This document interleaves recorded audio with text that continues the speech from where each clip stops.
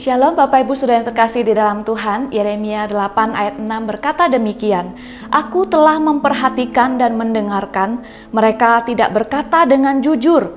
Tidak ada yang menyesal karena kejahatannya dengan mengatakan, apakah yang telah kulakukan ini? Sambil berlari, semua mereka berpaling, seperti kuda yang menceburkan diri ke dalam pertempuran." Saudara, orang bilang penyesalan selalu datang terlambat. Ketika sudah terjadi kejadian atau peristiwa tragedi yang buruk, barulah seseorang itu menyesal. Saudara, dalam bagian ini, ketika Tuhan memperhatikan dan mendengarkan umatnya, ternyata Tuhan mendapati umatnya Israel itu tidak menyesal atas kejahatannya. Saudara, bagian ini bisa kita mengerti, karena kita pun seringkali sudah salah pun masih mencari pembelaan diri. Kita sering melemparkan kesalahan kita dengan menyalahkan orang lain.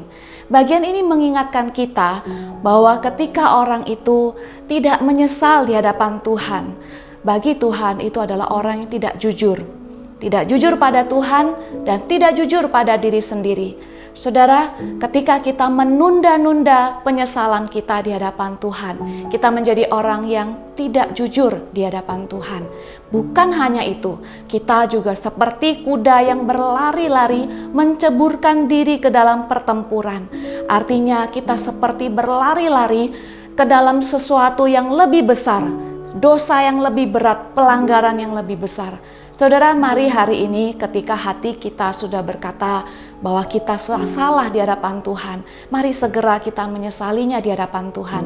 Jangan sampai kita menceburkan diri ke dalam pertempuran yang lebih besar. Mari kita berdoa. Tuhan, kami mau belajar menyadari bahwa ketika kami salah, masih sering kami membela diri kami mencari pembenaran atas diri kami mencari-cari alasan untuk membenarkan diri kami. Ampuni kami Tuhan, tolong kami untuk bisa menyesali di hadapan Tuhan, sehingga kami tidak kedapatan menjadi orang yang tidak jujur di hadapan Tuhan. Tolong kami semua Tuhan, dalam nama Tuhan Yesus kami berdoa.